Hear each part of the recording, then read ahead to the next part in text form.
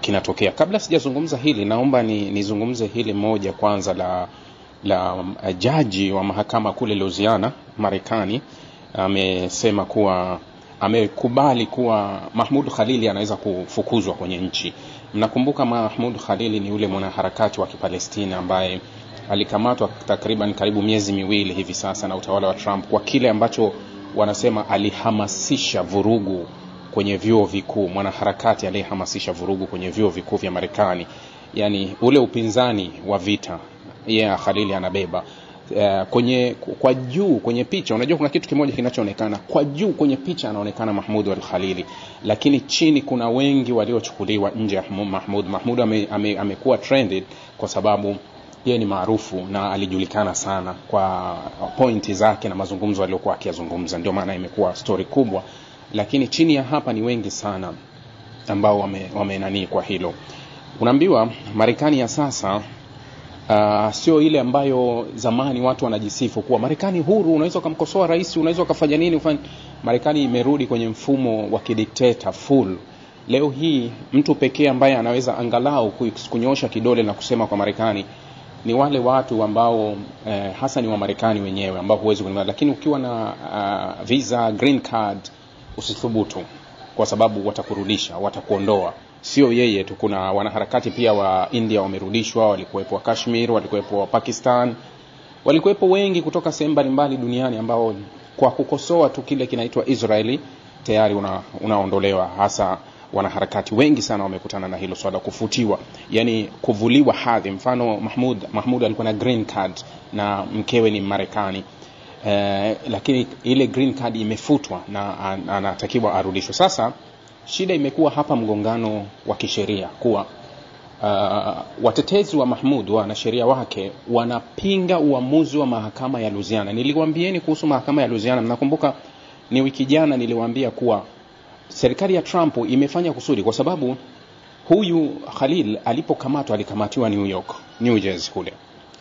Alikamatwa, hakupelekwa mahakama za pale alipokamatwa, akasafirishwa kilomita zaidi ya 1000 akapelekwa Louisiana. Kwa sababu gani? Unajua kule Louisiana ndio ngome ya right wing, naweza kusema ni ngome ya uhafidhina, yani mahakama za kule na sheria za kule ni wanamuunga mkono Trump kwa kila kitu. Kwa hiyo Trump anafahamu kabisa kuwa kuhudumu kesi kwa zaina hii, yani kesi ambazo unapingana na serikali ya Trump, sasa wanachofanya ni kukuhamisha tu.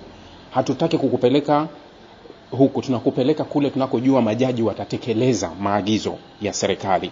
Kwa hiyo majaji kule Louisiana wanatekeleza maagizo ya serikali ya Trump, kwa serikali inachokitaka ndio wanachokitekeleza wao. Ni tofauti na mahakama zingine ambazo ukiwa kwingine. Sasa ukiangalia Khalil alihamishwa kutoka New York akapelekwa Louisiana, na mawakili wake wiki jana walipinga kwanza ule uamuzi tu wa kukamatwa kwake na uamuzi wa kuhamishwa kutolewa New York na kupelekwa Louisiana. Walishalipinga hilo swala, lakini tayari hawa majaji wa Louisiana wametekeleza kile ambacho kilitarajiwa na wengi, kuwa hawatopingana na uamuzi wa serikali, kwa sababu tayari kabla hata ya uamuzi wa kufukuzwa Khalil, tayari waziri wa mambo ya nje tayari wa Marekani alikuwa ameshatoa ishara na baadhi ya viongozi wa Marekani kuwa huyu ataondolewa, yani anafutiwa na atafukuzwa, kabla hata ya mahakama haijatoa. Sasa wanasheria wake wanayo mpaka tarehe 23 Aprili kupinga, na tayari walishapinga kuanzia awali, kuanzia kukamatwa kwake.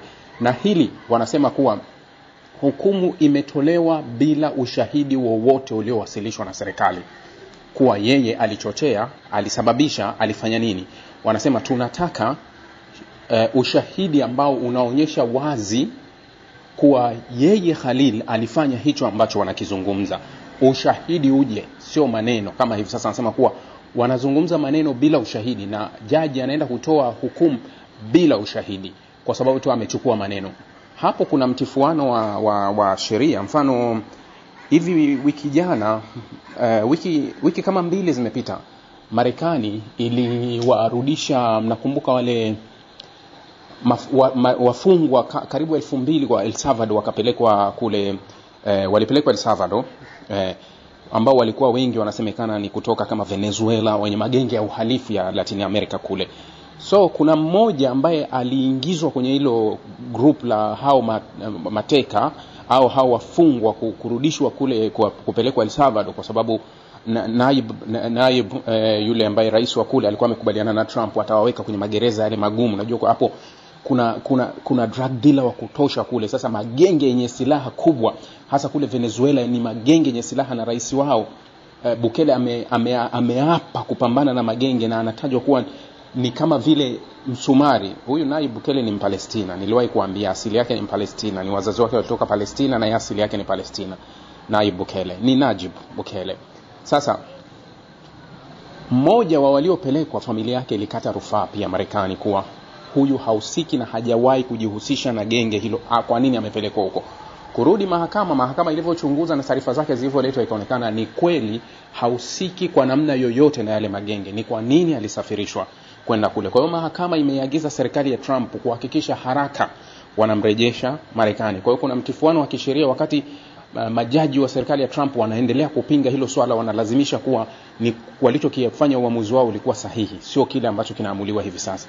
Na huku upande wa pili wanasema ni lazima arejeshwe kwa sababu sio kweli yeye kuwa yuko. So Khalil amehukumiwa na judge kutoka Louisiana katika mahakama ambayo iko kwa upande wa Trump, au mahakama ambayo inaitetea serikali ya Trump, katika mahakimu ambao wako upande wa serikali, kuwa afukuzwe kwenye nchi, na wana wiki takriban 2 za kukata rufaa majaji wake.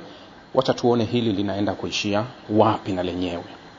Rahby Digital inazidi kuboreka. Tupo kwenye harakati za kuboresha akaunti yetu na kufanya kazi maoni yenu. Ushauri wenu ni muhimu sana kwetu, na tunafanya kila jitihada kuhakikisha tunawaletea maudhui bora zaidi. Kama unahitaji kutunga mkono katika safari hii, unaweza kuchangia kiasi chochote kile ili kusaidia kufanikisha malengo yetu. Changia sasa na uwe sehemu ya mabadiliko. Unaweza kuchangia kwa Equity Bank kupitia namba 301018112229. Jina ni Ibrahim S. Khalfan. Mix by Yas 0673800882. Jina ni Ibrahim Khalfan, na M-Pesa ni 07685050500100. Jina ni Ibrahim Khalfan. Rahby Digital, haki na ukweli.